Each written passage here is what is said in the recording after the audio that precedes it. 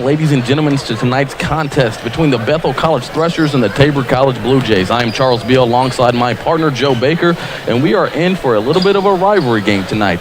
The Threshers come into today's contest with a 4-3 record, 1-2 in conference, while the Blue Jays come into today's game with a 3-5 record, 1-2 also in conference. The Threshers are coached by Jason Artaz in his first season, and the Blue Jays are coached by Michael Ratzliff in his 12th. There are a couple of key players that we want to highlight. Joe, who are those players? Let's start with the Threshers' key player of the game for tonight, Dakota Foster. Foster is averaging 20.4 points per game while being a lethal shooter beyond the arc, shooting 43.6% from distance. Foster also has 12 steals, averaging just under 2 steals a game. And we talked to Coach Ratzliff before the game. They're going to throw a number of different looks at him.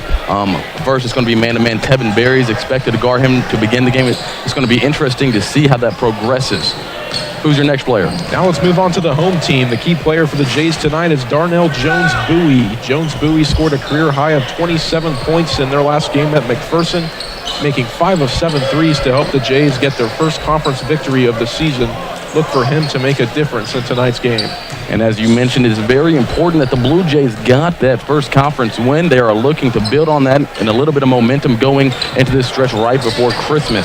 So let's go to Joe's keys of the game. With 3 of the 5 starters for Bethel being listed at 6'4" or taller, with the tallest of the starters being listed at 6'7", Tabor has to be effective on the glass and be competitive in the rebounding department and winning 50-50 balls. And as you said, rebounding is going to be an issue all year for the Blue Jays. They are undersized, and a guy to look out for on the Threshers is Jalen Scott. He's averaging a double-double. So on the glass, the Blue Jays are going to really need to find him and box him out just to control the paint at least a little bit. So we're looking forward to a good game tonight. The Blue Jays averaging over 80 points a game. Just under 70 points a game is what the Bethel is averaging. And we'll get to you the starting lineups and the tip-off coming up soon.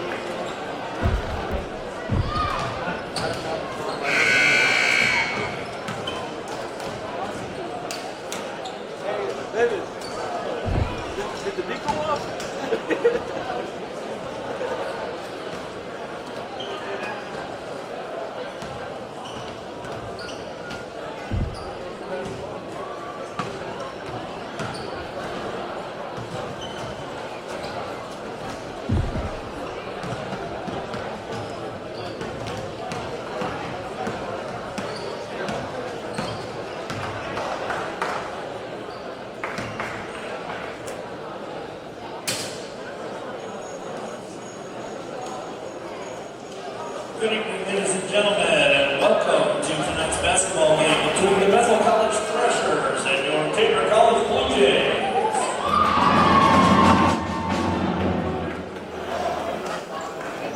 At this time, we invite everyone to stand as Rusty Allen, Tabor College Executive Vice President for Operations, leads us in a pregame prayer.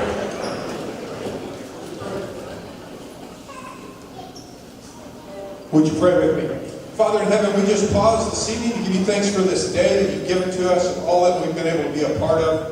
Lord, we thank you for the safe travel of the game. We look forward to enjoying some fun competition. We pray for the players first that you would prevent them from any injury, Lord. We also ask that you'd help them to compete at the top of their game.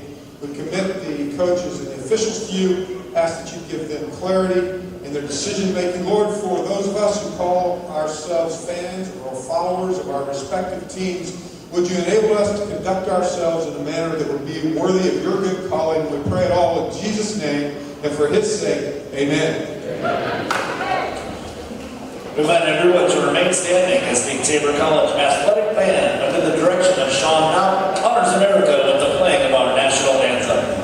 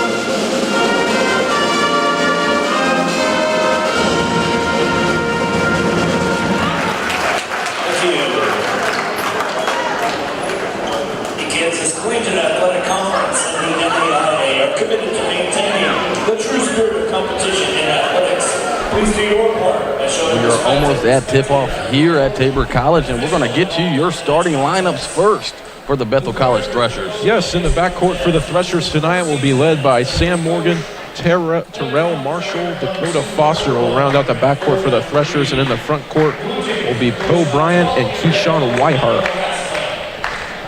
And for the Blue Jays, at guard, we're going to have the senior Darnell Jones Bowie from Chicago, Illinois. Bowie is averaging 13.9 points a game. Then we have at the other guard position, who's going to play a little bit of forward tonight, is Tevin Berry from Newton, Kansas. He's averaging 15.8 points a game. Then we're going to have Tez Scroggins. He's averaging 6 points a game. And rounding out the starting lineup is Patrick Roulette. He does not, on paper, have a lot of stats, but Coach Ratzlaff really likes what he sees so far from the big guy, and look at him to be a force in the paint. He played some critical minutes against Sterling the other night, came off the bench when some of the bigs had some foul trouble for the Jays, so look for him to play a big role tonight. And he's one of those guys that has the potential to hit shots from distance. He struggled early on from beyond the arc, but he gives him that offense as a pick and pop, but Coach Ratzlaff really emphasized the pick and roll. He really wants him to cut hard to the basket in the offense. Yeah, he's 2 for 12 from beyond the arc so far this season, but look for him to make some big shots. He's definitely capable of making the 3-ball. And off the bench, the Blue Jays' leading scorer is Ricky Battles. He's averaging almost 19 points a game. Coach Ratzlaff talked about it before the game. He really wants him to work on his defense, but he absolutely has the opportunity to give a spark off the bench for the Blue Jays. Yes, look for him to provide a spark for that second unit. They're certainly going to need it to stay in this game against Bethel. And also, another player off the bench for the Blue Jays is going to be A.J. Downing. He's really a force on the defensive side of the ball. Very good defensively. He can also shoot the 3-ball. He's 6 for 12 from beyond the arc so far this season, 50%. And I beg your pardon, we failed to mention one starter for the Blue Jays, and that's the senior DeAndre Cutliff. Of course, he's the only returning senior for the Blue Jays. He's averaging 8.1 points a game, but also he's their leading rebounder with 5.8. And the noise you hear in the background is the Tabor College Pep Band. They've been rocking and rolling all night. It's good to hear them. And Bethel has brought a strong contingency of fans here tonight, as it is a rivalry game. Newton just, of course, about 25 minutes down the road. Yeah, it's a very big crowd on a Monday night tonight. The bad road conditions certainly doesn't prevent fans from coming out to this game.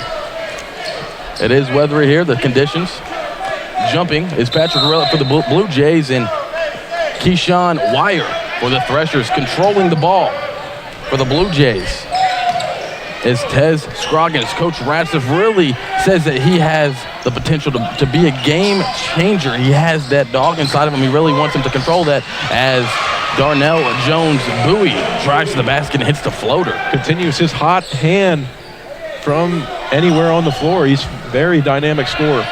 He is a good scorer, the senior out of Chicago, Illinois. This is his first year with the Blue Jays, as Bethel gets the ball inside. They're going to call an offensive foul on Keyshawn Wire.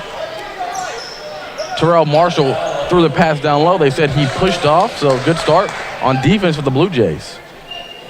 Tez Scroggins is going to be the point guard today. He brings the ball up. And Bethel starting the game in a man-to-man. Dakota Foster guarding Scroggins. Scroggins all the way to the basket. What a nice play. You really like to see that aggressiveness. Scroggins has so much potential. Look for him to just get after it this game. You really like to see that early on. Right now, it's Marshall being guarded by Scroggins. And they look to run their offense, set it up. Good defense, cut off by Cutliff. Dakota Foster is the guy that you really need to look for, number 20 in black. Wire gets down low, guarded by Roulette. Roulette with the rebound, cleared by Scroggins. Great defensive possession there by Patrick Roulette. And that's what you really need to see at the Blue Jays early on. They have struggled defensively so far this year. And Coach Ratzlaff really puts the emphasis on that. Darnell Jones Bowie pulls the trigger on that one. A little bit long, but good hustle play by Cutliff, not able to save it as it goes out of bounds.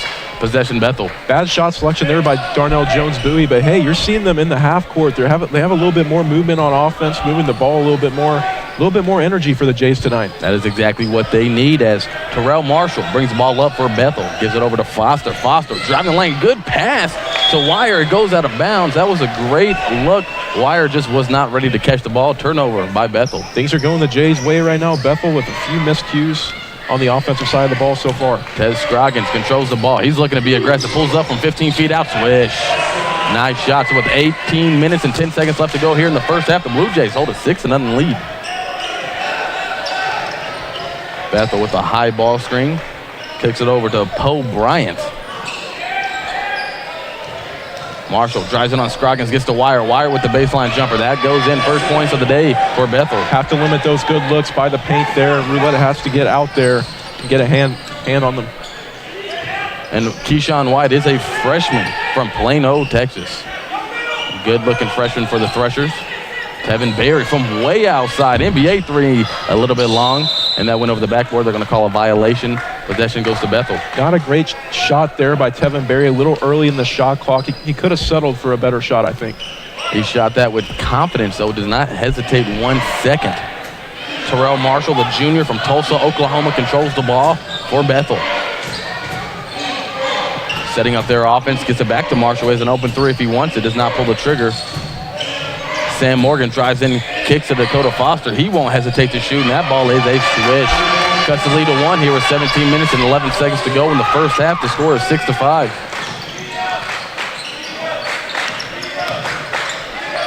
Cudliff pulls up for three. That's a little strong. I don't know if that's the shot that Tabor wanted early in the possession. Back-to-back possessions with bad shots early in the shot clock. Tabor has to settle for better shots. Sam Morgan trying to do work on Tevin Berry. Dakota Foster with the screen from Wire gets up top. Marshall driving on Scroggins to the lane. They're going to call a foul on the floor. Darnell Jones-Bowie raising his hand. Let's see if they give the foul to him, and they will. Foul on the floor. Early on, you have to like what you see from Tez Scroggins. He's only averaging 6 points a game, but that is because of injury. I think he can be a great leader for this team. He can score the basketball, I think, better than the numbers show, and he's actually very good defensively. Look for him to be really good tonight.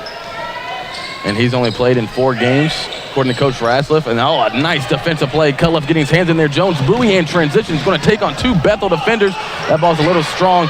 Rebounded by Jalen Scott, who just checked into the ball game. Jalen Scott averaging a double-double. That's when the Jays are at their best. They had a great look there in transition. Just have to execute it better there.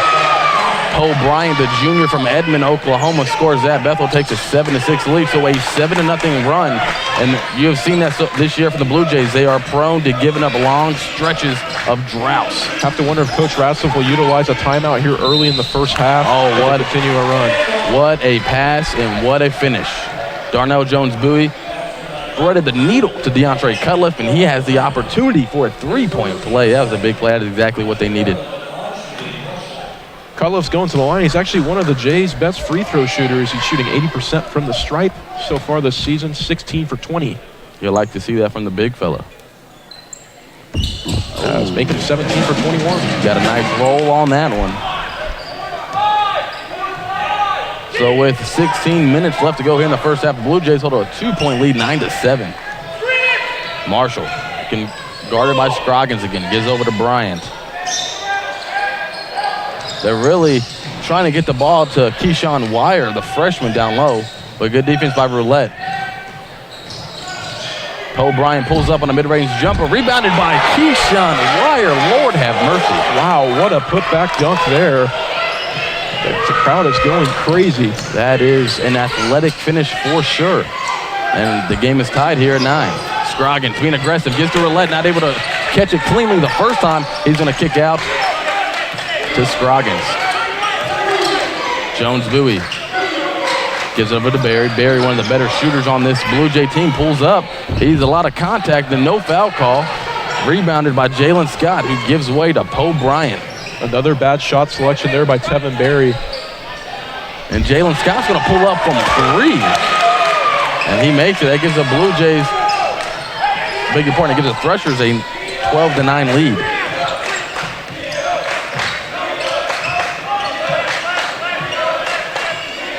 Jalen Scott on the year is a 36% three-point shooter, so he can make that shot. Scroggins with a mid-range jumper, no good. Rebounded by Scott. He's trying to get push in transition.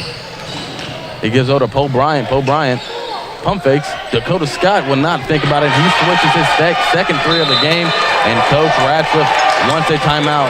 The Threshers are starting to get hot from three. Hate to see that if you're the Jays right now.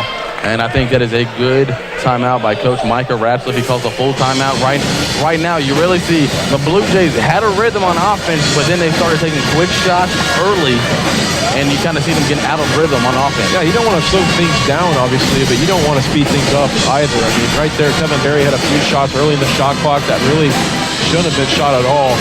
Look for the Jays after this timeout to get rejuvenated, hopefully get some things going on offense.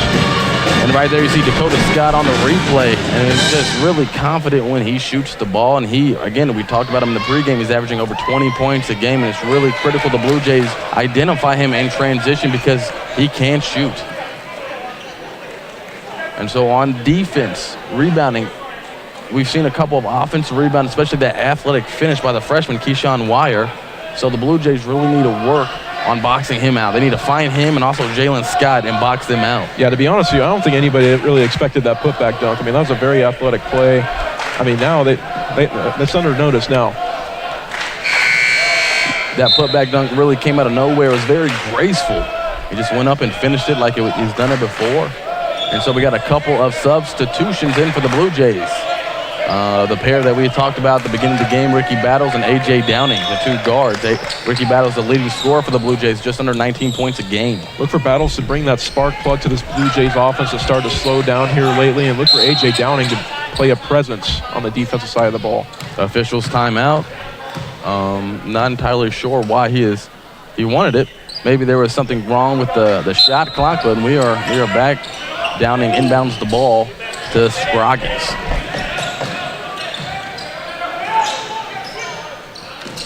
Bethel has so much size. It seems like the Jays are going to have to beat him with speed tonight. Roulette, only 2 for 12 from beyond the arc, and he hits that one. That's what you like to see early in the game from your big man. I told you pregame, Patrick Roulette can't shoot it. The numbers do lie on his shooting ability. He's always in the gym shooting. So 15-12 lead, Bethel. Marshall in the lane, working. He's going to kick it out to Jalen Scott. He's already hit 1 3. He drives in on A.J. Downing. Nice pump fake in the lane. He's going to use the glass. No good. Cleared by Patrick Roulette. Outlets to Ricky Battles, who gives way to Tez Scroggins. Roulette having a nice night on the glass so far. Like to see that. A very nifty pass by Ricky Battles, and that's going to get Patrick Roulette to the line.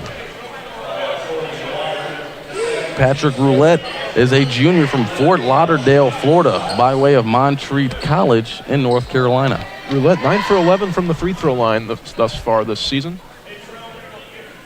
A little bit strong in the first one. And entering the game for Bethel, Sam Morgan comes back in, and he's going to come in for the freshman, Keyshawn Wire.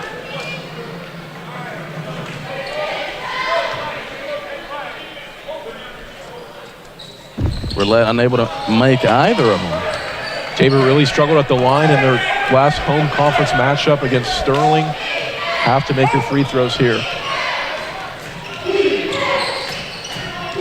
Sam Morgan over to Jalen Scott. He's going to work on Barry, and he gets bumped. He gives away to Nick Marshall. High arcing 3, and he hits it. Pressure's getting hot from the 3. Have to wonder if Coach Ratcliffe's going to throw a different look on them on defense. And that is a stolen. Dakota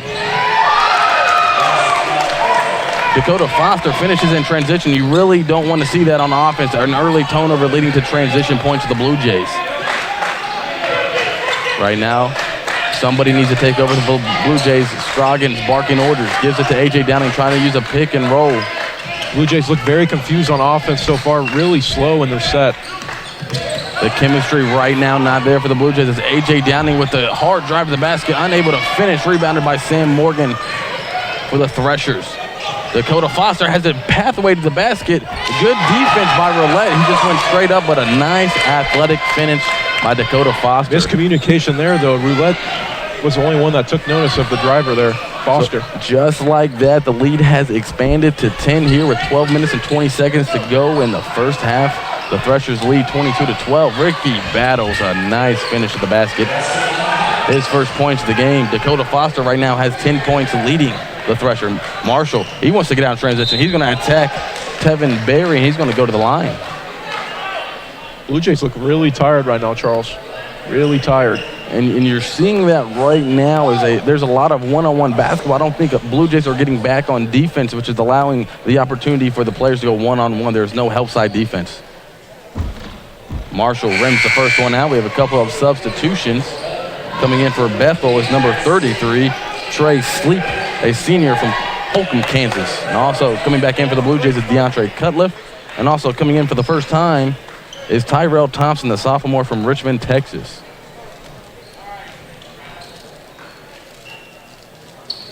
Marshall, gets a nice bounce, and he's going to come out of the game.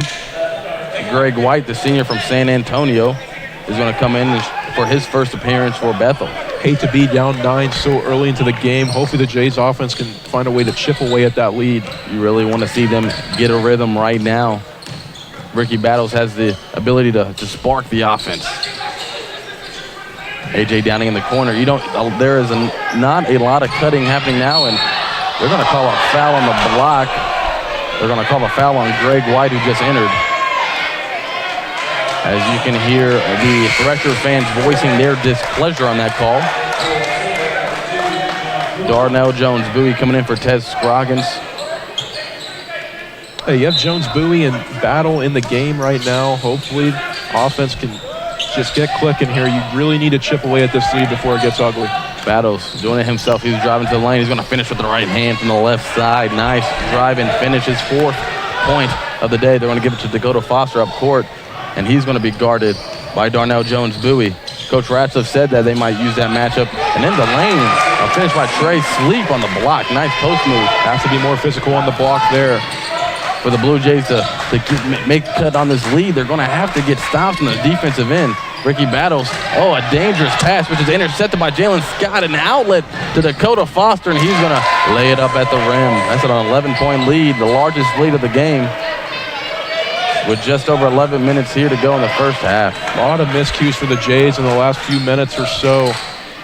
Have to figure it out on both ends of the ball before it's too late. And you really don't want any sloppy passing. You want a lot of cutting on offense. You're getting a lot of individual driving. You got to work together as a team, as Coach Ratcliffe told us before the game. And that 3-ball is deep by Downing, rebounded by Sleep, who gives way to Sam Morgan, who pulls up for the 3 on the right side, and that one goes in.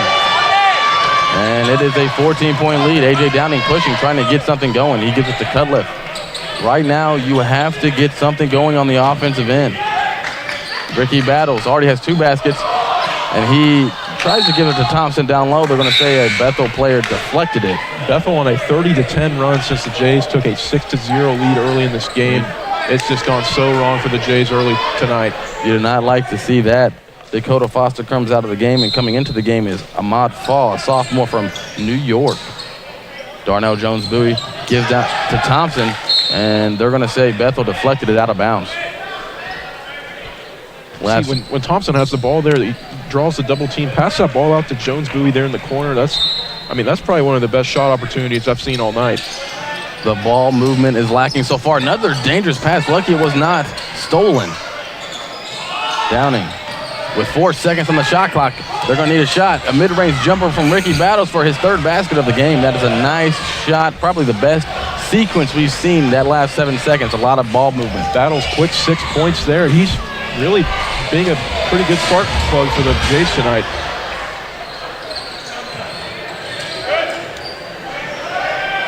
Jalen Scott averaging a double-double on the year with the ball. He's guarded by Darnell Jones-Bowie. A little pick and roll. Scott's going to pull up. He's already hit 1 3, a little bit short. He's going to get his own rebound. And he's going to go in and lay it up. Second chance opportunities. You do not like to see that if you're Coach Ratcliffe. That rebound was all the way out to the 3-point line. That's a ball you have to have. Thompson picks up his dribble. Pick and roll game with Darnell Jones-Bowie. He's going to give to Cutliff. Cutliff wide open for a 3, a little bit strong. A.J. Downing fighting for the rebounds. It goes out of bounds. Tabor maintains possession.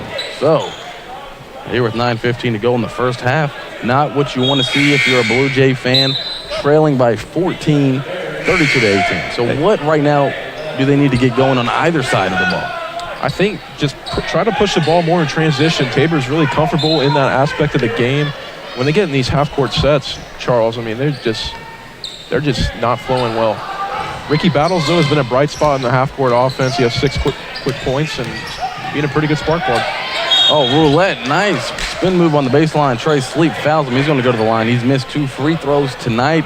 But as you said, he came in shooting 9 of 11 from the charity line.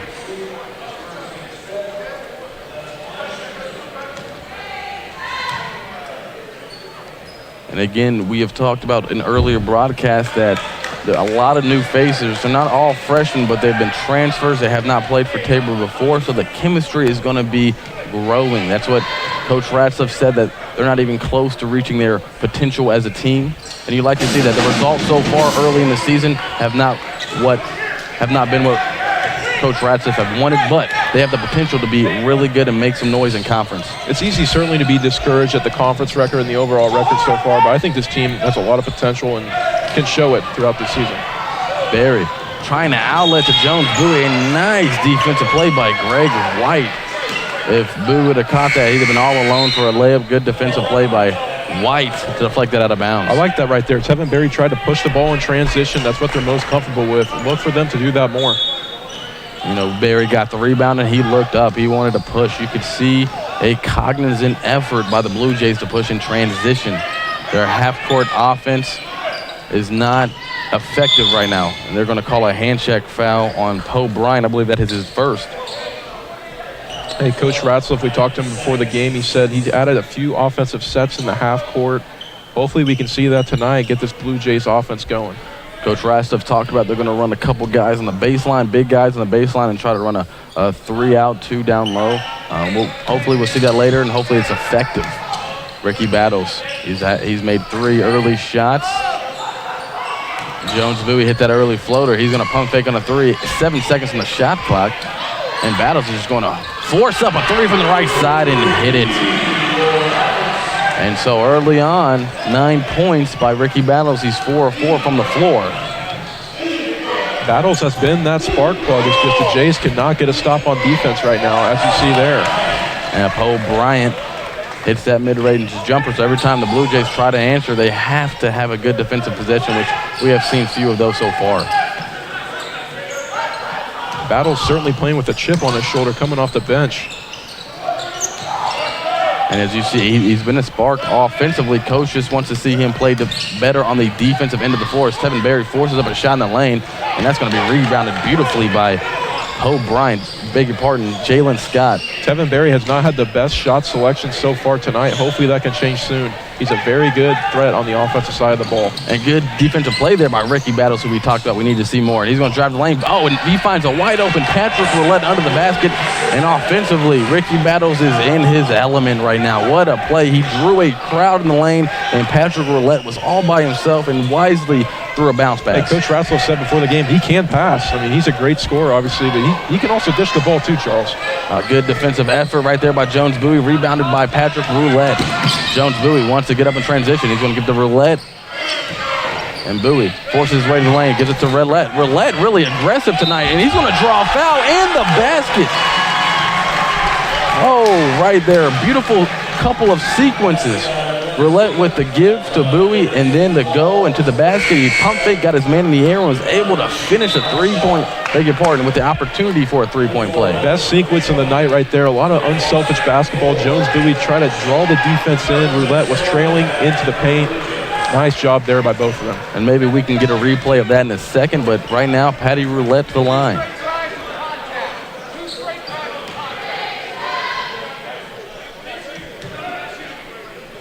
And he wisely jump stopped in the lane, pump faked as he can't convert the free throw, but pump fake, got his man in the air, and drew the foul. Hey, nice little run by Tabor here. Just have to get a few stops, get a few good offensive possessions, and they're right back in this thing. Beautiful backdoor cut, but that is deflected by Dakota Foster, out of bounds, turnover to the Blue Jays. And so right here, as you can see, pump fake, got his man in the air, and look at that, just a strong move in the lane by Patty Roulette. Ricky Battles, he's been playing very efficiently on the offensive end tonight. Tevin Berry, he's looking to get in rhythm. He's going to shoot a 17-foot jump shot, a little bit strong. No Blue Jay players in the lane. It's going to be cleared by Bethel. Marshall, he gives way to Sam Morgan. Dakota Foster there sharpshooter. So Bethel they're creating a one-on-one opportunity. They're going to Poe Bryant. Good defensive play by Tevin Berry. Poe Bryant, they really like these mismatches. They called a foul on Berry, it looks like. I beg your pardon. You are absolutely correct. That is a foul on Tevin Berry. Maybe got a little bit of a wrist. And so that is they're going to call that a shooting foul. I don't know if he was in the act of shooting there, unless they're in the bonus. Not sure yet, but. Well, we'll give the officials the benefit of the doubt. Poe Bryant. And so here's the foul. I think that's the right call by the officials. Poe Bryant on the year is averaging just over 12 points a game. One of their top 3 scorers. Made the first free throw. Misses the second. Rebounded by Roulette. Tez Scroggins is back into the game. Oh, and he has an open lane. Oh, beautiful kick to Jones Bowie. And he's going to kick it back to Scroggins. Was deflected by Morgan. So the Blue Jays trying to get into their offensive set. This one's going to be stolen by Morgan. Jones Bowie back on defense. He's going to force a miss, and they're going to call a foul. They're going to call it on Bethel. They're going to call it on Poe Bryant, clearing for the rebound. He cleared a little bit too hard on Tez Scroggins, so Blue Jays ball, and I believe the Blue Jays are going to be in the bonus. That last offensive possession when Scroggins drove in the lane and drew the defense attention to him, and he kicked it out to Darnell Jones Bowie. I would like to see Jones Bowie take that three-point shot. He's shooting 52% from beyond the arc. I'm very confident he can make that. I agree with you. And it was a great sequence, as you said. He had an open shot in the corner, but it was a little bit too unselfish there. You want to see him pull the trigger on that. Blue Jays down 9. 1-and-1. First free throw is good by Scroggins. That's Scroggins' 5th point of the game. He's only averaging 6.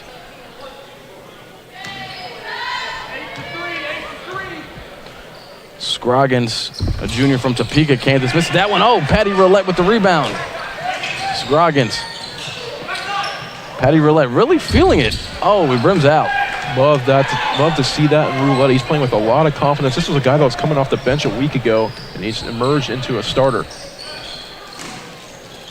Bethel getting into their offense. Patrick Roulette only averaging 5 points a game. He had 14 against Sterling in the last home conference matchup. Good defense by the Blue Jays. Morgan's able to get out of there. Marshall driving on Scroggins, and he's able to strip the ball. And he's a lot of contact in the backcourt. They're going to call a bump foul on the Bethel guard, Terrell Marshall, and I think that's a good call. We're 15 feet away from him, and we saw it kind of gave him an unnecessary bump after he was physical with him. So right now is a 30-second timeout. So the Blue Jays cut the lead to 8. How did they do that? Just a lot of good offensive possessions. I mean, Ricky Battle's coming in, providing a spark plug on offense. I mean, he made his first 4 shots with 9 points. Patrick Roulette has played very well. I mean, he's winning the battle on the glass. He's playing very physical. He's getting a lot of open looks. Look for this to continue. I mean, Coach Ratzler said this team needs to play with a lot more energy. As you see in the timeout, he's getting into his team. I think the Blue Jays can really come back, Charles. I really do. And it all starts on the defensive end. A couple of stops that have led to transition buckets and opportunities for the Blue Jays.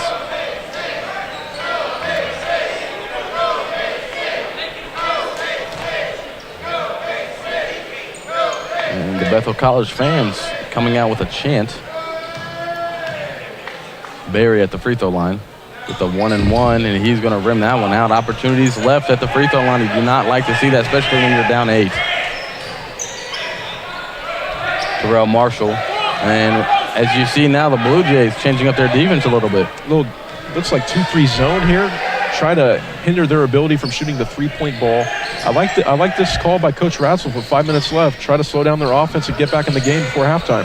Really look for Dakota Foster for them to run some sets for them. With 4 seconds on the shot clock, Morgan forces up a shot from the baseline. It goes in. Tough shot there by Sam Morgan. The senior out of White City, Kansas. Scroggins Dansky's way in the lane, gives it to Downey. Blue Jays need to set up their offense. A little 2-man game by Downey. Battle's wide open. He's had the hot hand here in the first half, and Lord have mercy after 12 points. He's really stroking it tonight. And they're back. They're gonna, I think they're trapping into that 2-3 zone. They're gonna call a foul. Blue Jays need to watch when they trap. They need to use their bodies, not their hands. I believe they called a foul on the wrist. And they're going to call it Ricky Battles with his first foul. And I believe they changed their defense back up. Yeah, I believe that. I think it's man-to-man now. Certainly looks to be that way. So Coach Ratzlaff trying to confuse Bethel early. Strong layup. Sleep is able to get the offensive rebound and lay it in.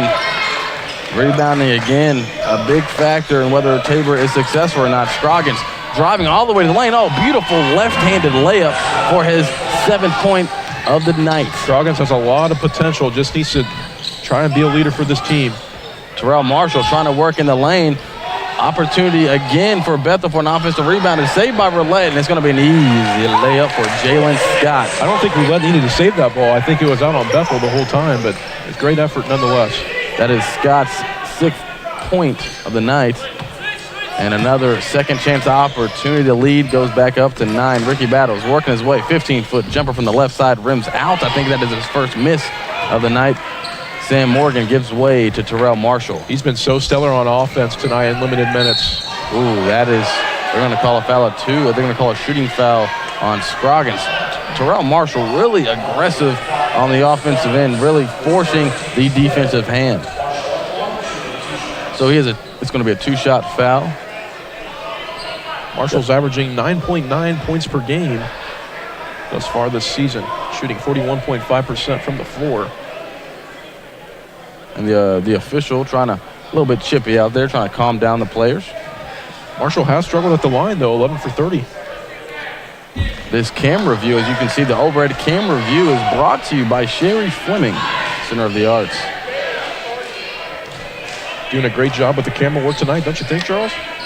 We got to thank our crew in that building, doing all the hard work, all the different angles you see, all from our crew and the Sherry Fleming Center of the Arts building. Hey, it's a 10-point lead. The Jays' main goal here is to keep this lead in the single digits. Don't want to go into halftime with a double-digit lead. It's pretty hard on the confidence of the team. So with just under 3 minutes to go in the first half, you really want to see the Blue Jays chip away at this 10-point lead. As you say, that's a good goal to have.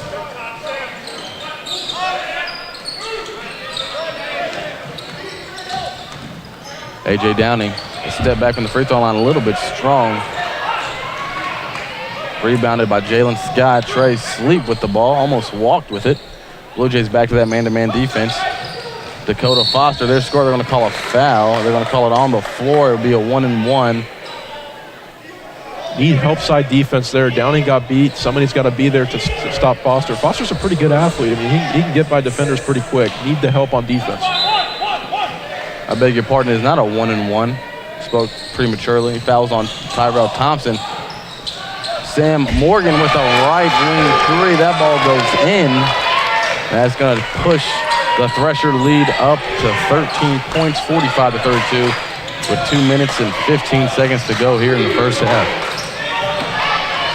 Ill-advised pass is stolen by Jalen Scott. A wild finish rebounded by Scott. Blue Jays did not get back on defense, so a couple of Threshers were there, and that's a 15-point lead. Coach Ratzlaff going to his bench for a couple of subs right now. If you're Coach Ratzlaff, you cannot like that possession, have to get back on defense. I mean, that's an easy 2 points right there for Bethel. Inexcusable.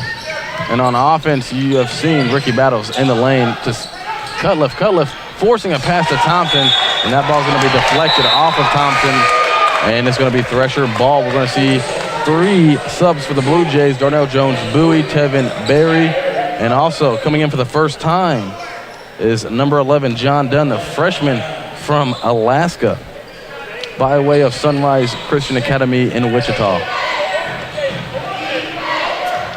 Tabor on offense really trying to just push things too much. I mean, just let things come to you on offense. I mean, don't slow it down too much, but hey, don't play too fast all the time. They're going to call a foul on Tevin Berry. Oh, beg your pardon. They're going to call an offensive foul. They're going to call an offensive foul on Jalen Scott. An interesting sequence right there from the official. I think they're going to call. They're going to say he wrapped around on Tevin Berry. A little confusing there on the call. You can see right there, not much contact, and they're going to call that an offensive foul. Wow, Tabor getting lucky there with the call. Tabor now in the double bonus on any foul. They're going to shoot 2 at the free throw line. Tez Scroggins, a junior, bringing the ball up the court for the Blue Jays. He has 7 points on the afternoon. He's going to get a screen from Barry. Barry's going to pop out there, give it to the freshman Dunn.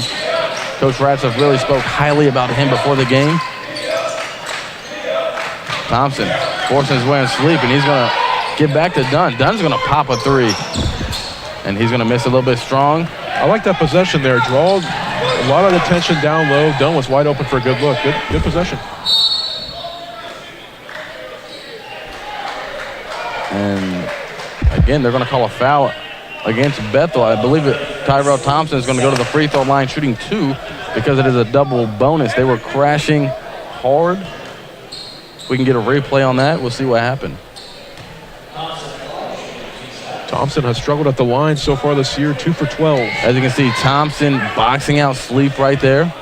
And maybe a little bit of a push in the back is what drew the foul. Thompson throws at the free throw line. Shades of a young DeAndre Jordan using the backboard a little bit.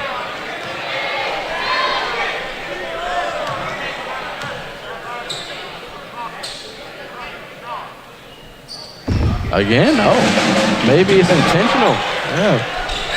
Helping the free throw percentage out a little bit there for Thompson. Banking in 2 free throws. Blue Jays will take points any way they can. So with about 45 seconds left to go in the first half, the Blue Jays are trailing by 13. You definitely want to cut in this lead. They have a good defensive possession here. Sam Morgan kicks it there. Sharpshooter Dakota Foster, and he's going to make his 3rd 3 of the first half, and that's going to push it up to a 16-point lead. 30 seconds left. You got 26 seconds on the shot clock. So Coach Ratliff I think they're going to run their offense here, and they're going to call an offensive foul, a moving screen on Tyrell Thompson. That's going to be their 7th foul. Bad defensive possession there for Tabor. Foster was wide open, all alone in the corner. Have to limit those good shots. Patty Roulette's coming back in for Tevin Berry. And as you said, you have to know where Dakota Foster is at all time. He is their best scorer. And especially when you're trying to mount a comeback, any type of three-point play is a dagger to any run you are trying to get. So right now, 16 seconds left to go. Shot clock is off. They have Jalen Scott. And he's going to, nice finish. Oh, Lord have mercy. That was a quick move. They got 5 seconds left if they want to have anything, any opportunity to score. Scroggins pulls up from distance. Oh, and he beats the buzzer.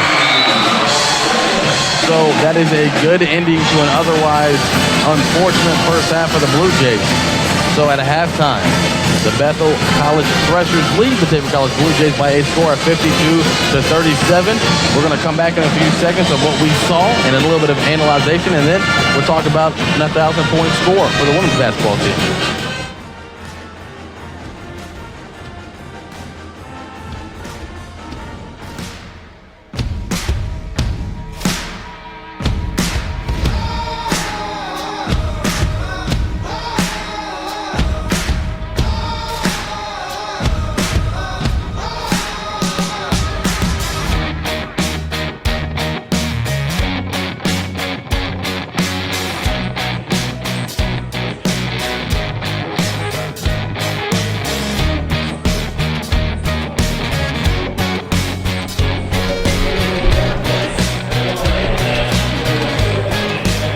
Here at halftime, the Blue Jays trail by 15.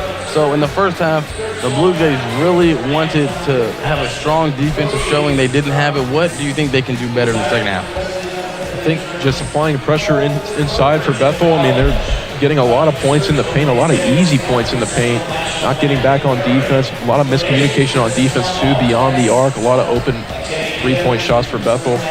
I mean, the only way you're going to come back to beat Bethel is just playing better defense. I mean, offensively, they're not playing too bad. I mean, Ricky Battles having a pretty good half with, I think, 12 points, I believe. So, I mean, getting those spark plugs off the bench and into the lineup is helping the Blue Jays. But, yeah, defensively, Blue Jays need to be better. Giving them 52 points in a half is never good. They're on track to score over 100. I believe they only score 75 a game. And we're going to give you some stats right now here in the first half of the Blue Jays. The leading scorer is Ricky Battle. So in the first half, he scored 12 points. He was a spark off the bench. And Patrick Roulette, you talked about your guy. He scored 8 points. He's only averaging under 5 a game. So in the second half, it would be nice to see both of those guys keep staying aggressive on the offensive end. But they definitely need a rebound on the defensive end to eliminate the second chance opportunities for Bethel. How good has Roulette been, though? I mean, he's getting a lot of good rebounds off the glass. I mean, he's been playing very critical minutes for the Jays. I mean, at Sterling, he had 14 points. I mean, tonight he's playing very good. He's playing with a lot of confidence, too. He can really shoot the three as well. And for Bethel, their best scorer, Dakota Foster, 3 for 4 from distance, 7 for 8 overall. He has 17 points, so well on his way to reaching his season average of 20 points. And who else has stood out to you for Bethel? I like Jalen Scott. He's very athletic. That's the one thing that stood up to me. He's very athletic. He's a very good ball handler. He can really drive into the paint at will, and when he's covered by the defense, he just passes it out. And Jalen Scott comes off the bench, and we talked about it before the game. He averages a double-double, just a very athletic body. And as you saw that last play for Bethel in the first half, he was able to get to the rim with ease. Yeah, I mean, he has 9 points and 9 rebounds at halftime, Charles. 9 points and 9 rebounds. On the season, we talked about it before the game. He really stuffs the stat sheet. On the season, he has 11 steals, 12 blocks. He's their best rim protector. And he's also their second best assister. He has 19 assists on the season. So for a big guy, he really controls the ball. He's able to get into the lane. He's able to have good vision and passing. So for Bethel, he's been a good player. But for Tabor, second half, we'll come back with the keys to their second half right before halftime. That's going to be in about 11 minutes and 30 seconds.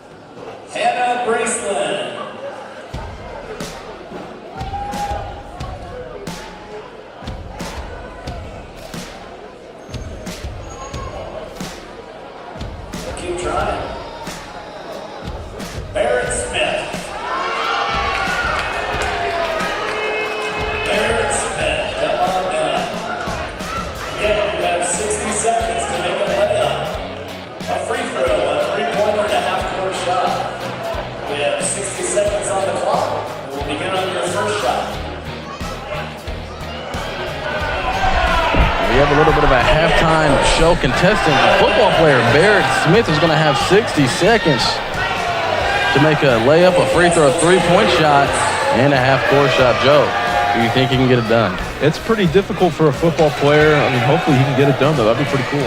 Barrett at fullback, he is built like a tank. He spends a lot of time in the weight room, and he, at the line, is not shooting good. Pretty stocky kid, that's for sure.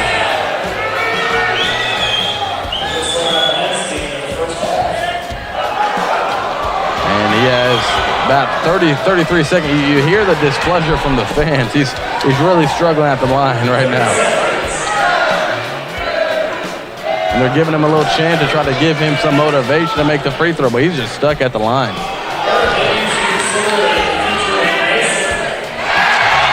Have to make your free throws, right?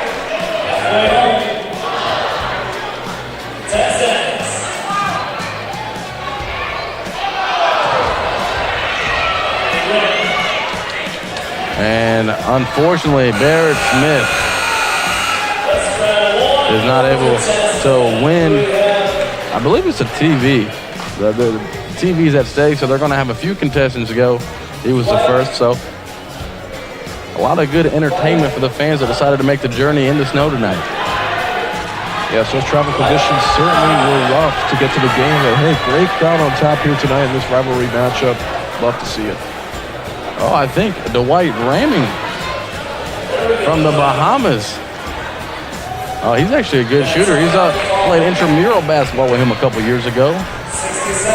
He's also a left-handed pitcher for the Tabor Blue Jays. Yeah, he's a little southpaw action. Look at that. He can shoot a little bit. Little confident stroke. Uh-oh. The big fella has a chance. He has 45 seconds to make a shot from half court. You can hear the fans are in it. He has 35 seconds. He has time. He has time. You don't want to take too much time on it. Oh, wow. Another air ball, but again, I think he has at least 4 more shots if he goes diligently. Oh, a little bit deep. His closest one was his first. Oh, just a little bit strong. He may have 2 more shots. Oh, and he makes it. God. And look at the reaction from the student section. You gotta love it. Hey, Coach Ratzel, get him to suit up tonight. Yeah, they may have an extra jersey in the locker room. I'm not sure, but the Southpaw from the Bahamas wins whatever prize they're giving out.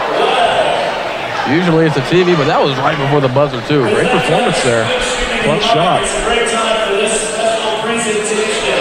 We ask you to turn your attention to the center court. And so we're going to take our headphones off, and we're going to leave the microphones on. It's going to senior guard on the women's team, Morgan Ediger, just scored 1,000 points. So Coach Dool is going to take it from here. 999 career points. Her 17 points scored this evening put her at 1,016 career points in 97 varsity contests. Morgan becomes the first Blue Jay women's basketball player to reach the 1,000-point plateau in head coach Sean Reed's 8-year tenure at Tabor. Morgan is a communications major, and she's the daughter of David and Michelle Ediger. Let's hear it for Morgan Ediger.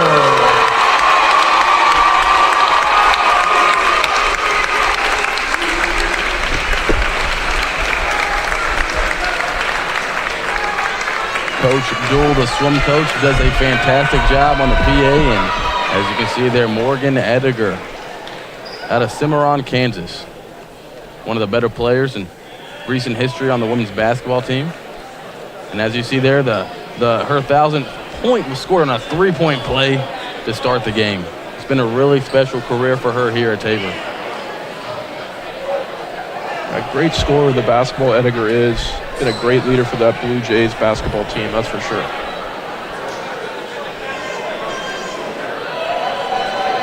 And so as they honor Morgan, she got a rousing ovation from the stands. We got about 5 minutes and 40 seconds to go until the second half starts. So we're going to take a little bit of a break. We'll come back right before the start of the second half, talk a little bit about the analysis of what we should see from the Blue Jays here in the second half.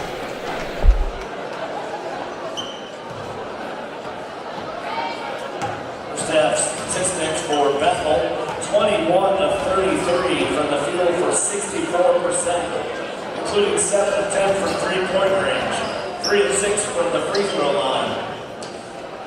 Sam Morgan, 8 points, 4 rebounds, 2 assists, and a steal. Paul Bryant, 5 points, 1 rebound, 2 assists.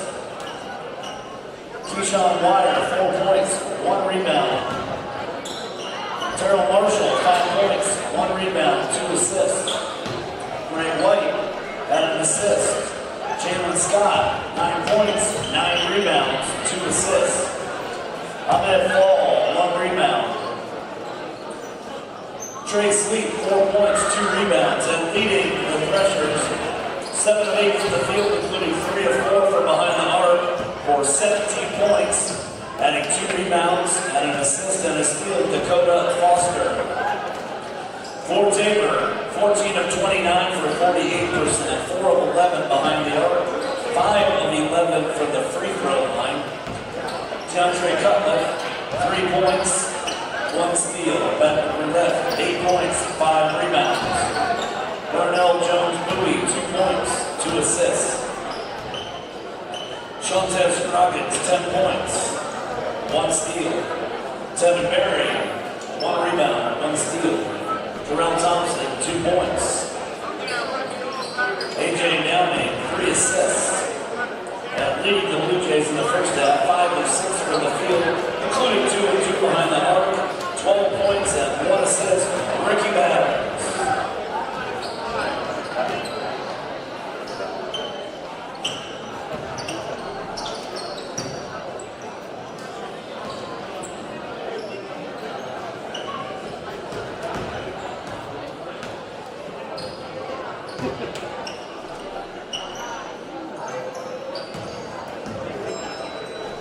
Scores from around the conference on the women's side of things. Southwestern beat York 72-60. It was Oklahoma Wesley at 74, Friends 59. Kansas Wesley at 72, McPherson 55. Ottawa 71, Bethany 59.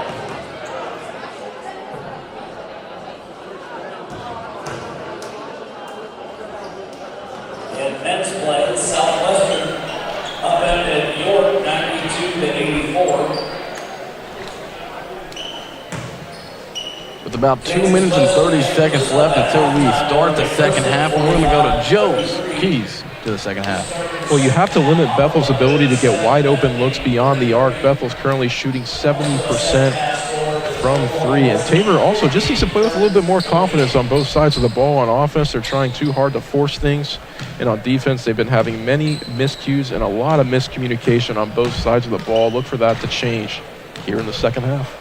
70% from beyond the arc is a ridiculous number. So they're shooting very well from the floor.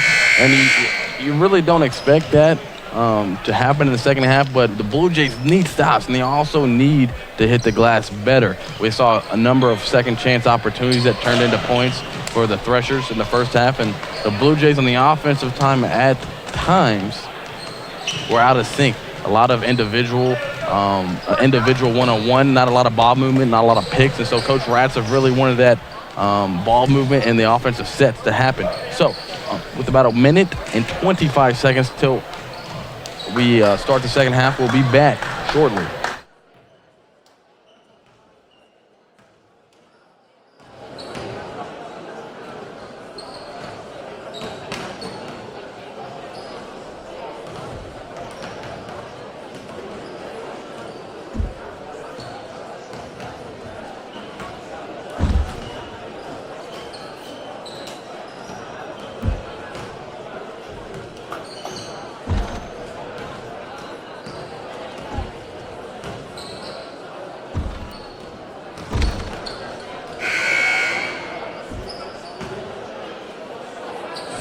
Starters for Bethel.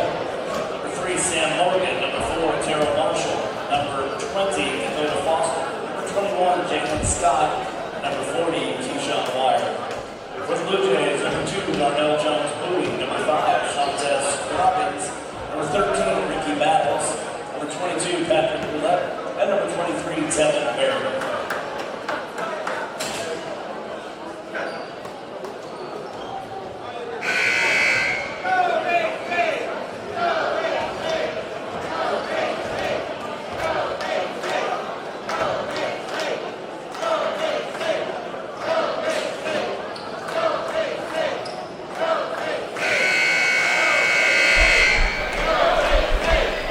And we're about to start the second half. So a couple of tweaks to the starting lineups in the second half. Who does Bethel have in?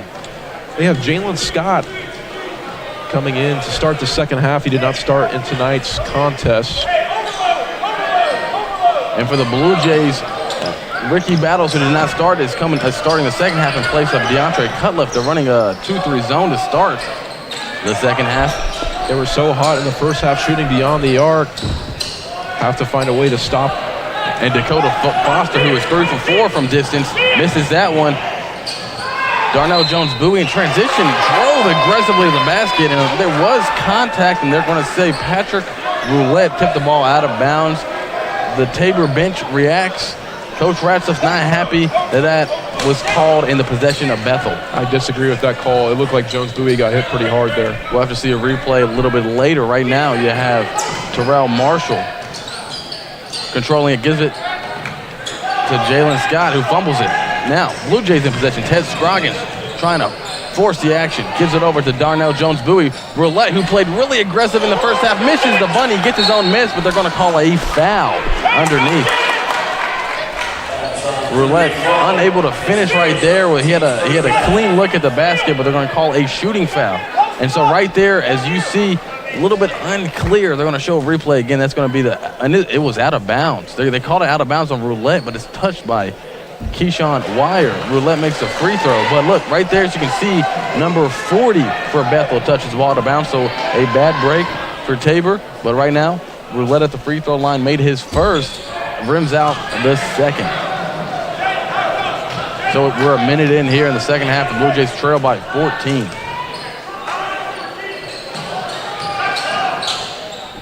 And the freshman is going to have an opportunity for a three-point play. Keyshawn Wire, Darnell Jones-Bowie aggressively pleading his case that he did not foul, but the ref didn't see it that way, and Wire is going to go to the line to attempt to complete the three-point play.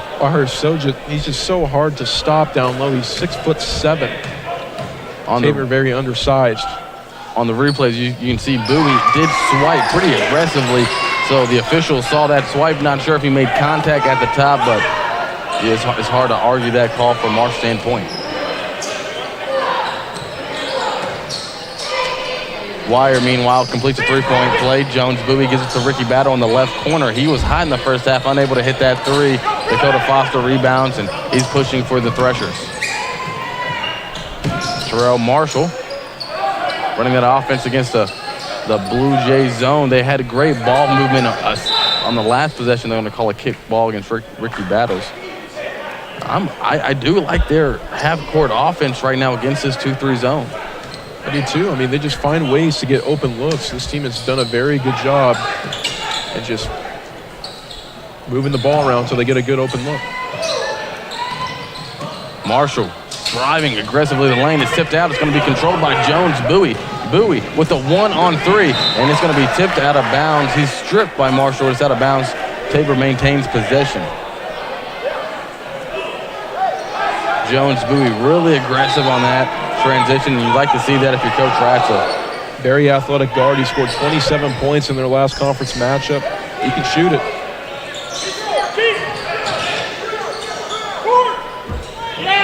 A little bit strong rebounded by Jalen Scott for Bethel. 17-point game. Marshall, wide open three at the top. Misses badly. Ricky Battles, the leading scorer in the first half of the Blue Jays at 12 with the ball. He's going to get the ball right back. He's going to entry pass to Roulette. Roulette is going to find Scroggins. Little two-man games between the two. Scroggins finds Jones-Bowie underneath. Roulette was wide open there on the wing. Have to find a way to get the open shot if you're the Jays. Kevin Berry blocked out of bounds by Jalen Scott. Blue Jays will have an inbounds with 9 seconds on the shot clock. Oh, good find to Roulette. He's going to give it to Scroggins. Scroggins is going to pull up in the right corner and unable to make that three. Rebounded. Nice recovery there by Roulette. Find the open man in the corner, just didn't make it that time. A little bit strong. Foster pump fakes in the corner, gets Jones-Bowie off the air. Decides not to pull it, gives it to Scott, and they did that offense against a 2-3 zone right now. Good chemistry by the Threshers.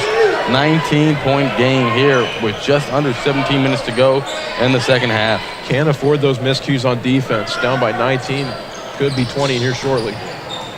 Oh, good pass again from Ricky Battles to Patty Roulette, and that's Roulette's 11th point. Roulette in double digits again. And it was all set up by the pass from Ricky Battles.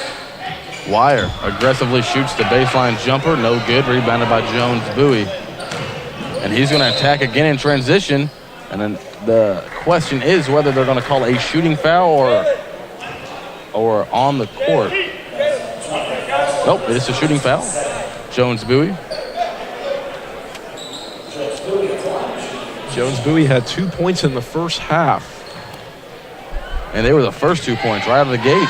Yeah, so look for him to hopefully have a nice little offensive explosion like he did last week against McPherson late in the second half. Coach Ratzel talked about how he was a big contributor down the stretch to help them get their win against McPherson. 71% free throw shooter on the year, misses that one.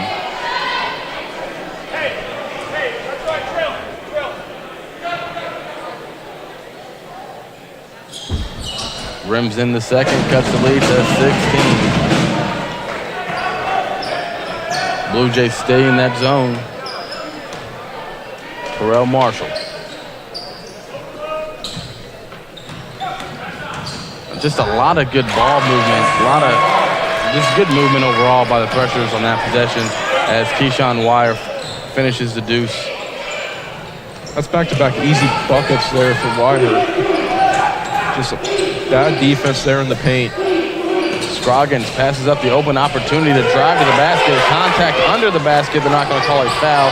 Jalen Scott forcing the ball up the court. He passes over to Sam Morgan, who hits his, I believe it's his fourth three. Beg your pardon, that's his third three. He's 3 for 4 in the afternoon. Patty Roulette doesn't hesitate. He hits his second three. That is a nice answer from the Blue Jays. Roulette with 14 tonight. Had 14 last week against Sterling. Matches his season high. Matches his season high. Maybe his career high as well. But it is an 18-point lead for Bethel. Jalen Scott kicks out to Dakota Foster. He will pump fake, and he misses. He's 0 for 2 in the second half. Started the game 3 for 4. Ricky Battles, he wants to push. Jalen Scott defending. He's going to give over to Tevin Berry, the Blue Jay sharpshooter, and they're going to call a foul on Patty Roulette, aggressively trying to fight for that rebound. Berry, who is the second leading scorer for the Blue Jays on the season, has yet to score tonight. As you can see on that miss, just really, I believe they're going to call it on his left arm, forcing Dakota Foster out of bounds. Yeah, Berry's been a little cold tonight, which is kind of rare to see. On the year, Berry is shooting 46% from beyond the arc, and he just hasn't been able to get anything going as Poe is able to get that one going for the Threshers. That is going to push the lead up to 20 points. Scroggins gives it over to Jones Bowie in the lane, gives it back out to Scroggins. He gives it to Ricky Battle. Good catch by Roulette. Pretty hard to like what the Jays are doing on offense right now. It's just very sluggish, and they're just not sure what they're really doing, I think. You would like to see more bounce passes. There are really a lot of chest passes that have been stolen by the Threshers in the first half, and you would like to see a couple bounce passes to make that extra pass, but Scroggins able to drive to the lane and get an opportunity to make 2 free throws. That's the first one. Taylor came into the game averaging 85 points per game, and tonight we're just not seeing that offense that's just usually pretty hot. They're able to get to the rim, but unable to finish at times. And outside of Ricky Battles and Patrick Roulette, Tez Scroggins has been the only other bright spot. So those three, both in double digits, and everybody else really have not been a factor in this game.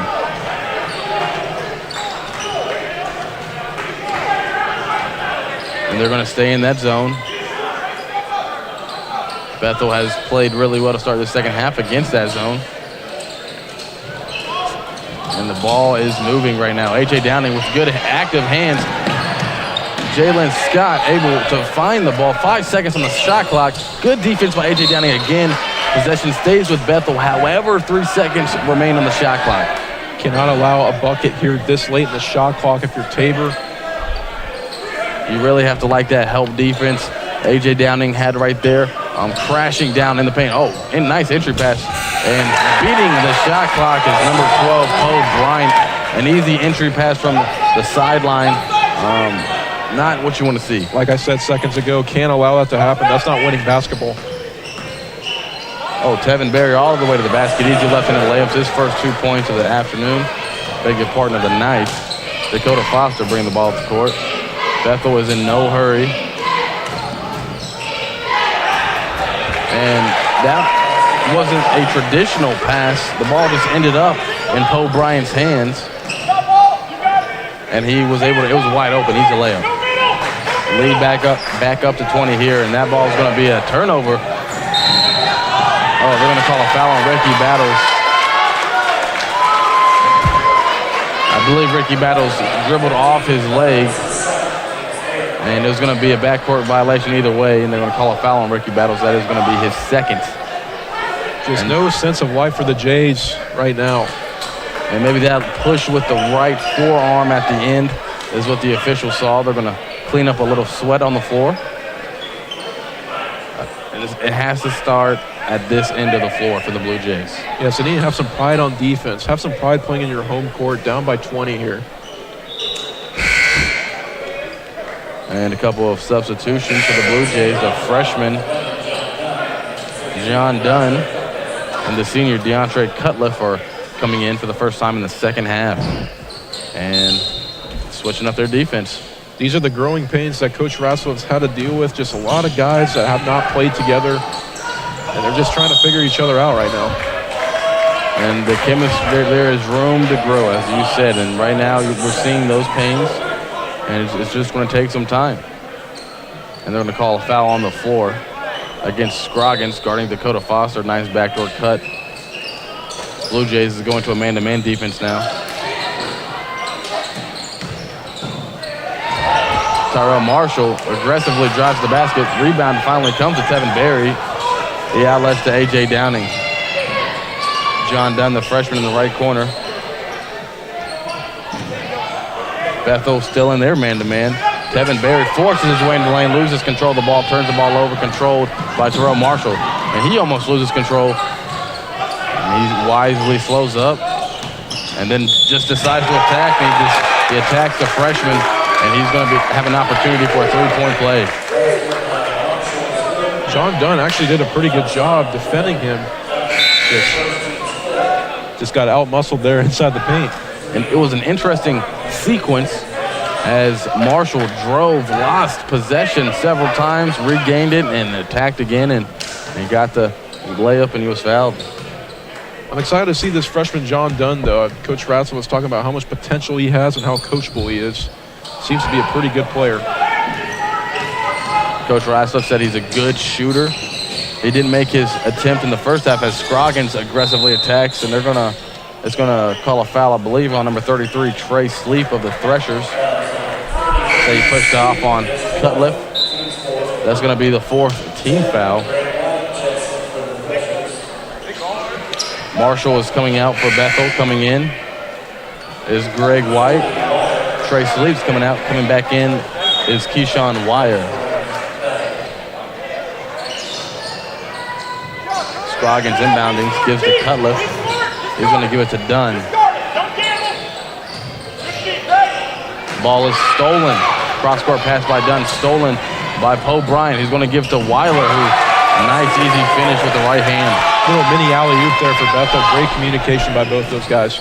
We haven't seen them in transition too much tonight, but that was a very nice sequence for them in transition.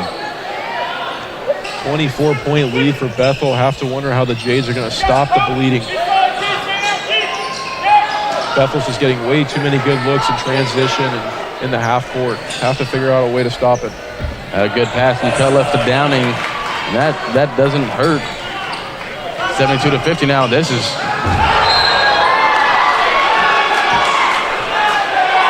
Jalen Scott tried to put a Blue Jay on a poster. Wasn't successful, but a foul was called. DeAndre Cutliff almost was the victim there. Jalen Scott can get up, folks. Cutliff saying that he did not foul him. But we talked about getting back in transition defensively for the Blue Jays. We talked to Coach Ratzlaff about that. And right there, you see the Blue Jays didn't pick up their man in transition. And really, Jalen Scott had a free trip to the basket and wasn't successful in the poster dunk, but he made the first free throw and has the opportunity to make a second. It's crazy because you have to account for a guy that athletic. I mean, he got up to the three-point line, and Cutliff looked very surprised that he was driving towards him. And Cutliff was guarding Wire under the basket, and he turned, and Scott was already in the air. Coming into the game for the Blue Jays is senior number 3, Nick Lee, the senior from Alabama.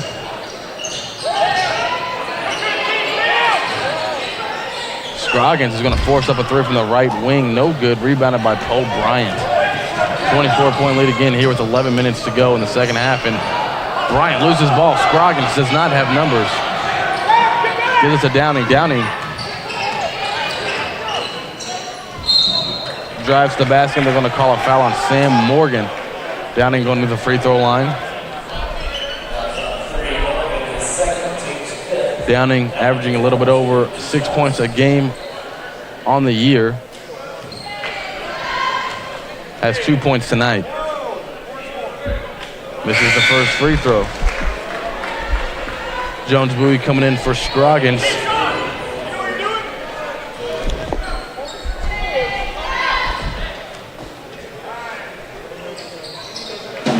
Downing makes the second. A very strong showing so far tonight from Jason Artaz, the first-year coach for Bethel and his team.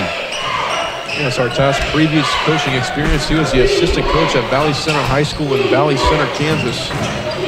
Certainly looks to be leading Bethel in the right direction. O'Brien with a step-back mid-range jumper. Pushes the lead to 15. Jones Bowie drives. He is cut off by Wire, but he's going to attack anyways. No good. Rebounded by Jalen Scott.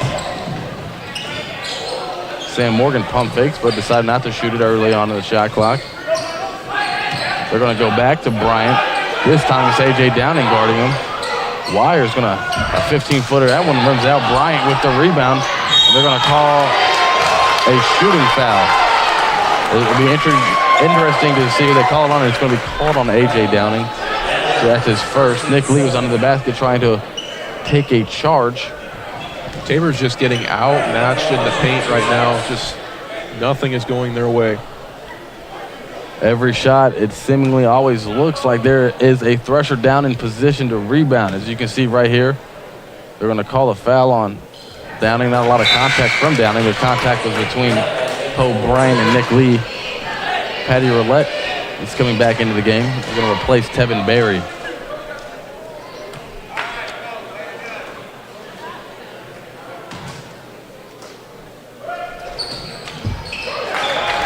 Poe Bryant makes the second.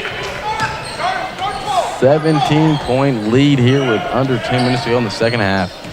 Beg your pardon. That is a 27-point lead. Darnell Jones-Bowie runs out of three, rebounded by Poe Bryant. He's going to take the ball up again. Oh, he's just going to pull up from the top of the key. He misses the left, rebounded by Cutliff. Jones-Bowie wants to get out in transition. And the Blue Jays slow down. Now Downing pulls up for the left side of the arc, and he hits a three. His 6th point of the night. 24-point Thresher lead. Greg White, a senior guard, running the show right now for Bethel. Blue Jays go back to that zone defense. Sam Morgan. Now Jalen Scott controls the ball. He's going to pass down low, deflected by Bethel out of bounds. He was trying to find a cutting Sam Morgan. A trio of Threshers come in.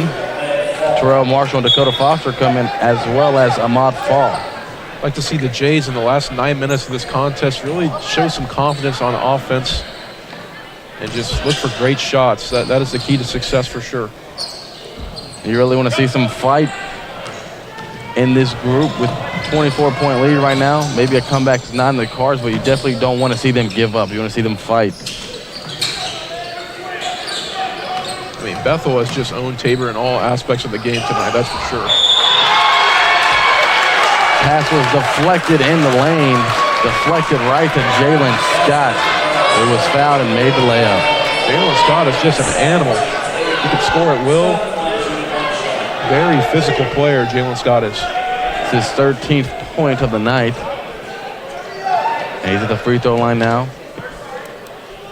Averages a double-double on the year. And he has that tonight. I believe he has 12 rebounds. He almost put Cutliff on a poster earlier. I haven't seen a guy this year get that high up, I'm sure.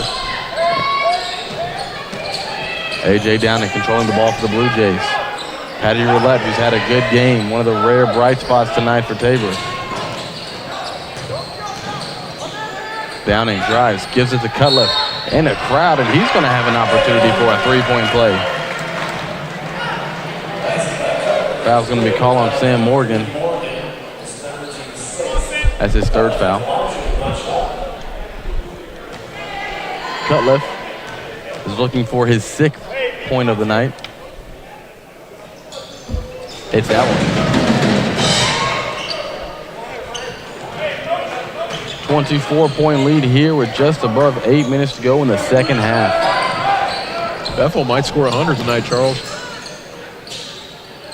They keep shooting like they are. It looks like they will. Terrell Marshall, 17-foot jump shot, no good, but in great position was Ahmad Fall, but he misses that one, and Patty Roulette with the rebound outlets to A.J. Downing. It does seem like a Thresher on the offensive side getting a rebound, always getting a hand on a ball. And that's very positive to see if you're Coach Artaz. The ball deflected underneath. And right there at the beginning of that sequence for the Blue Jays, they had a cutting Nick Lee wide open under the basket. They weren't able to find him. But, oh, wow. A.J. Downing inbounds the ball, and it goes off the side of the backboard on the pass. And so another turnover for the Blue Jays. Bethel in possession. Jalen Scott, who has played a good game tonight, controlling the ball. Whistle underneath. And it's going to be a foul, I believe, on Darnell Jones-Bowie. Tabor looks just very tired, Charles. Very tired. They look lost right now on the court on both sides of the ball. Not one of their best outings on the year.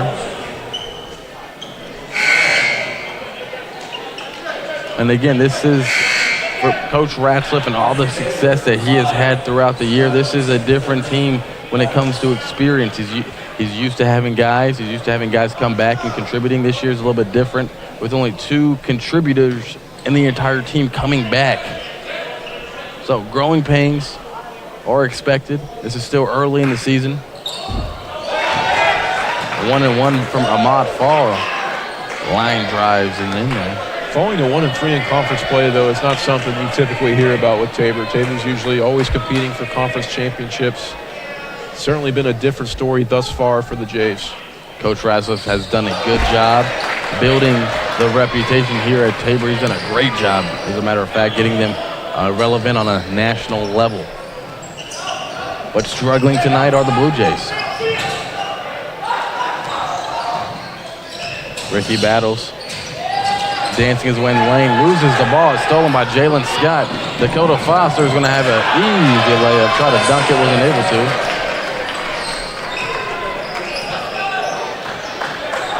But still gets the deuce. 85-57 is our score. And as you said, when will the bleeding stop? Jones-Bowie gets hacked in the lane by Ahmad Fall. Hard foul. A lot of growing pains from a game like today, but what really defines a team is how does a team respond to a game like this? You're losing by nearly 30 here at home. It's a game where if you're a Blue Jays fan, you look at Bethel on the schedule and you think it's a game you can win. How can the Jays respond from this in a positive way? And you know, Coach Ratzliff in practice is really going to get after them. He's going to really emphasize the little things. He's done that all year. The little things, the boxing out, the 50-50 balls. The Blue Jays have not won the 50-50 balls tonight.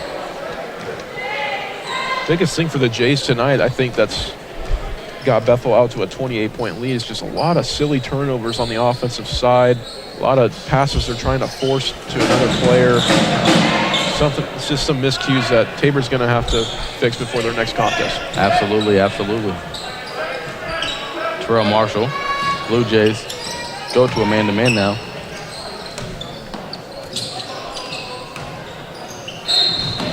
Dakota Foster drives it to the lane, and a technical foul is going to be called. I believe it's going to be on the Blue Jays. I think it's on Jones-Bowie. I think he hit Ricky Battles, excuse me. After the fact, after that foul was called, I believe Ricky Battles kind of tossed the ball away. And it's a frustrating time. I mean, it's a big rivalry game. The Bethel-Tabor rivalry's, pretty big, pretty well known in the conference. This is a game that both teams want to win really badly. Here's that sequence right there. Foster gets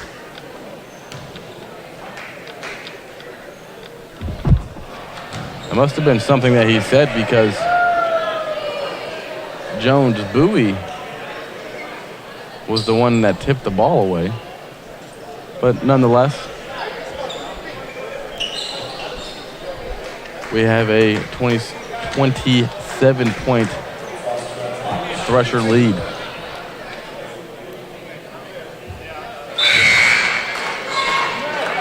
Trey Sleep coming back in for Ahmad Fall. Ahmad Fall is a tall player. He's 6'7". He's only a sophomore.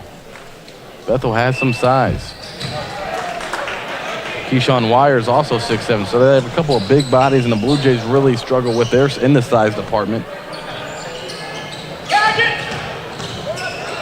Oh, good cut. Good play and setup by Scroggins and Battles. Scroggins could be a great point guard for this team. He obviously has great vision, great passing ability, great showcase there of his skills.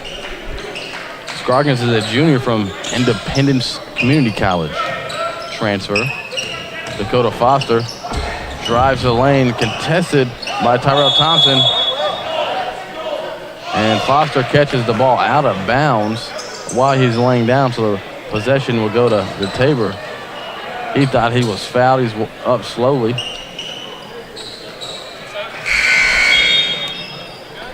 And so he's limping off a little bit. Gingerly coming into the game, Sam Morgan. Sam Morgan's played a really strong game. He's had 3 triples in the night.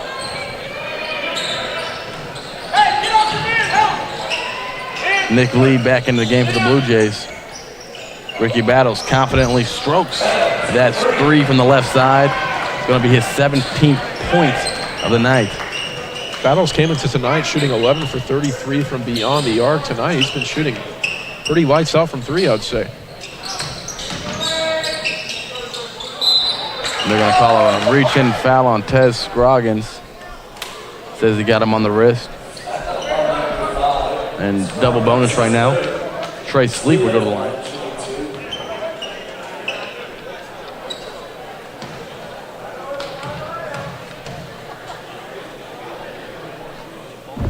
Sleep misses the first free throw. Sleep was a perfect 3 for 3 from the line before that free throw attempt. Makes that one. That's his 5th point of the night. Ricky Battles, who's had a good game offensively, averaging 18.9 points a game this season, almost there. And he's going to go to the line to try to match his season average. 1-1. How about Battles tonight, though? 17 off the bench. It seems like he was playing with something to play for tonight. He's really been their spark plug. And from what I've seen, he's really played well, not only scoring, but passing. He's really opened up a lot of opportunities. Him and Patrick Roulette really have vibed well together on the offensive end tonight. Yeah, Battles has created a lot of good open looks from beyond the arc. Look for that to continue. Makes both free throws. So he's right at his season average of 19 points per game.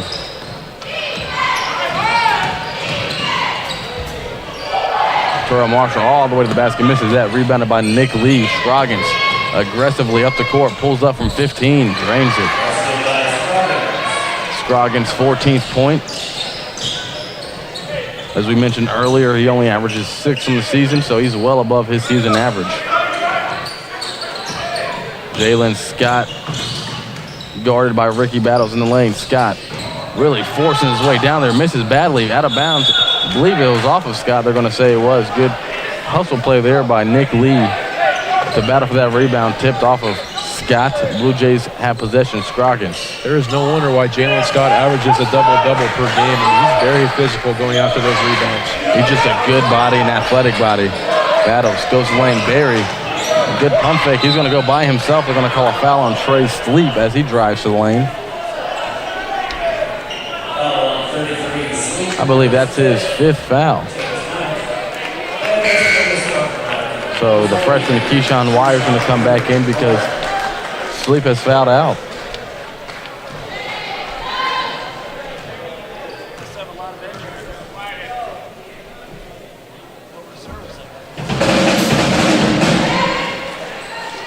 Tevin Berry makes his first free throw. So you like to see this. The Blue Jays have kind of chipped away a little bit, and the lead was almost to 30. Now it's to 20, 68-88.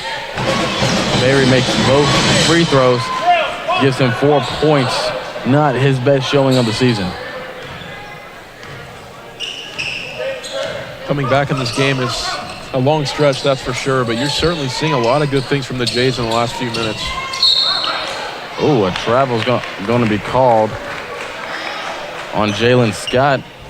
The Threshers team does not run deep. They really only play 7 or 8 guys, and you can see it right now with a pretty big lead with almost 4 minutes left to go in the game. A lot of their stars and key players are still out on the floor.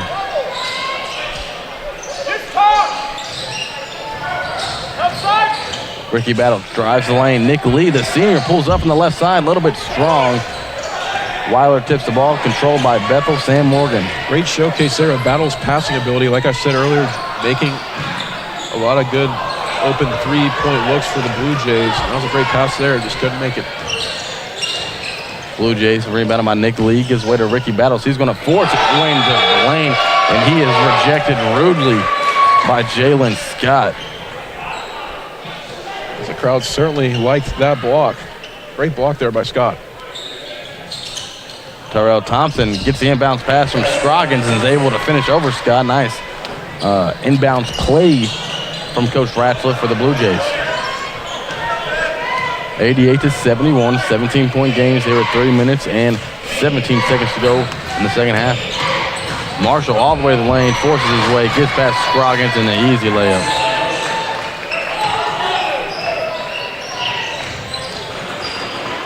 That help side defense right now and today has been non-existent for the Blue Jays. Berry wide open. He wants his first 3 of the night, and he gets it. Great play there by Battles. He brought the defense attention towards him. Tevin Berry was wide open there from the wing for the trade. And that's good for Berry to hit a 3 and get his confidence going into the next game. And wow, what a play. What a great 2-man game right there from Jalen Scott and Keyshawn Wire.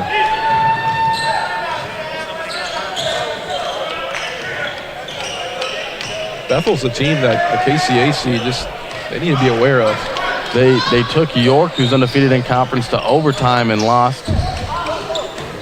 So they are not a bad team. And I believe the other loss was to Oklahoma Wesleyan. Bethel is big. They're very athletic. They can shoot it from beyond the arc. They play very well as a team. They have great chemistry. And so they are taking out their starters now, and they're going to go to their bench. In for Bethel, number 24, Danon Kistner. Number 25, Miki Zegi. And the foul's going to be called on number 11. Not on the roster, but foul will be called on him. And I believe he has hurt his shoulder, so he'll come out of the game. Going to the line is Ted Scroggins. Also into the game. A lot of these players actually are not on the roster, so of the roster that we are given. The last player is Jalal Gondo from Pakistan. He is a junior, 6'5" junior. Scroggins, second free throw. Rims it in.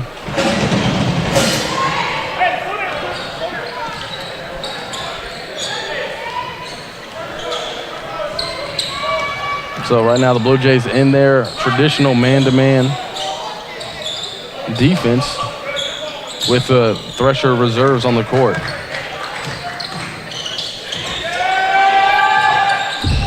Gundal rims that 3 out. They're going to call a foul on the court on Bethel.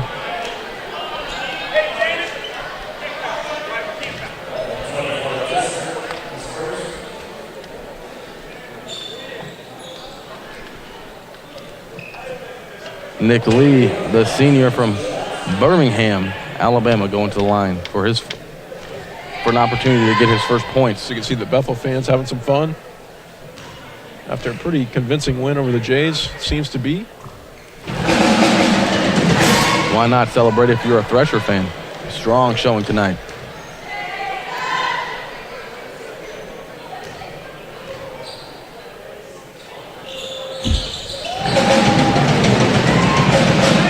beg your pardon. Bethel losses earlier on the year were to York and to St. Mary. The York game was in overtime. They're going to call an offensive foul on Jalal Gondol this time.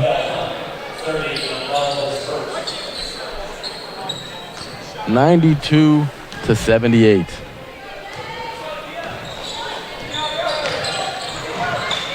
This communication there on offense. It's the closest the Blue Jays have been all half. They're going to call a foul on the floor, but it doesn't matter. The Blue Jays are in the double bonus. Some good things for the Jays tonight, but just too many negatives. That's what led to the loss. As they'll move to 1-3 in conference, it looks like.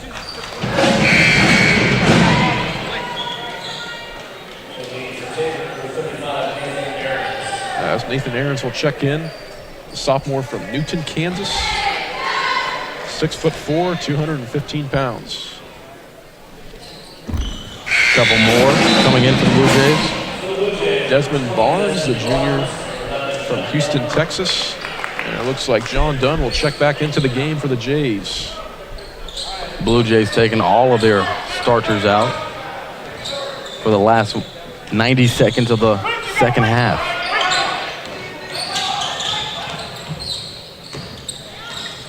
Going forward, you really have to think that Coach Ratzliff is really going to challenge his team in practice. Challenge their will to win. Not the best showing tonight as they're down 12. A nice scoop shot there by the guard. I'll tell you what, from Bethel. It's the only way he's going to get this team back on the right track. 1-3 is certainly unacceptable to Tabor standards. And things need to be changed. A lot of kinks need to be worked out, that's for sure. The freshman, John Dunn, nails that three. Good pass there from Nick Lee to set that all up. And it may be a little bit frustrating considering the history in the past 6 years of what Tabor has been. The winning conference championships, getting to the national tournament, making some noise on the national scale. Ziga hits that mid-range jumper. 96-83 is our score here. Shot clock is off. Tabor still attacking as Desmond Barnes unable to get that floater to go. So about 10 seconds to go in the second half, and that's going to be our ball game as Bethel's going to run the clock out. Comeback's going to fall just short as Bethel will move to a 500 record, 2-2 in conference play. Jays will be 1-3 in KCAC play. So stay tuned. We're gonna have a little bit of wrap up, some stats from both teams here in a few seconds as we get them.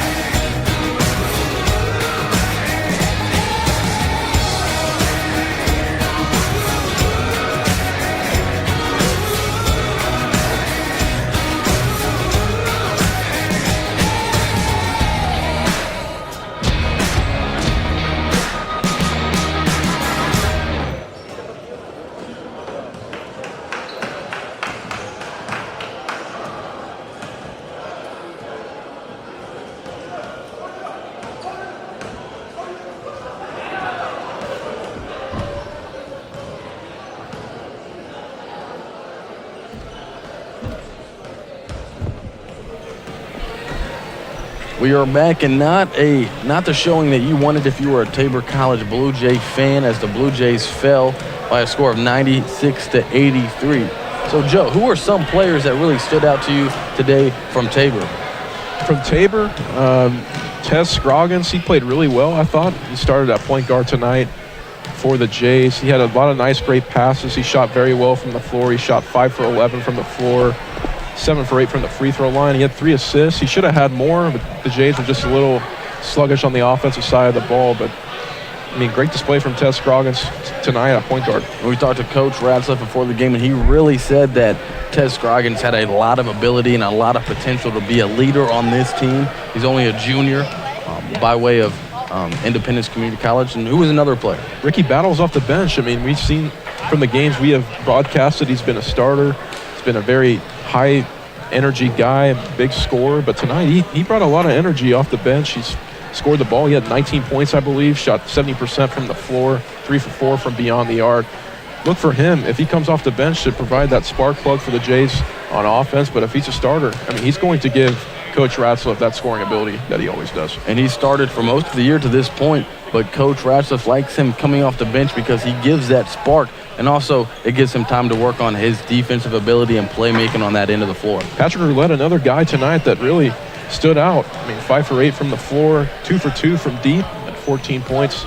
Great to see Roulette get into the starting lineup, make great use of his minutes. And Roulette is one of those players that gives you a chance to get those 50-50 balls. He boxes out really well. You saw him hustling a lot today, but it still wasn't enough to compete tonight with Bethel. So who were some players on Bethel that really stood out? They played a really good game. Dakota Foster, man, that kid could score. He was 8 for 12 from the field, 3 for 6 from beyond the arc.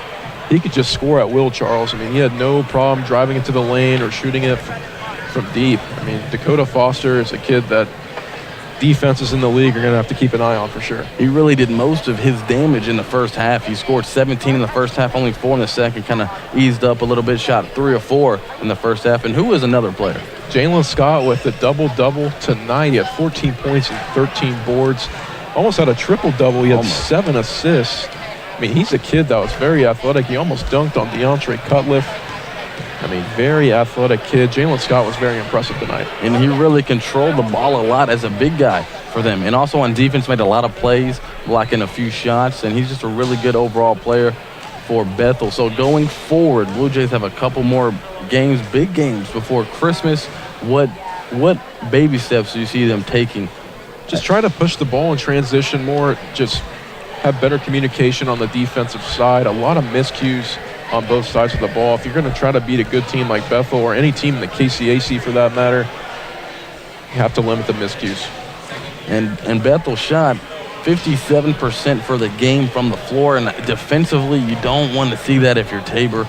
The Blue Jays shot 45% overall from the floor. Really struggled from the three, defending the 3 ball. Bethel really made a lot of threes, and the losses so far this year, the Blue Jays have struggled guarding the 3 ball. So that will be a key going forward for the Blue Jays.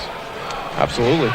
And so I'm Charles Beal. This is my partner, Joe Baker, and we are checking out for the night, but there will be many games left this season to watch, and the Blue Jays will continue to make progress with the team chemistry and hopefully make some noise in conference.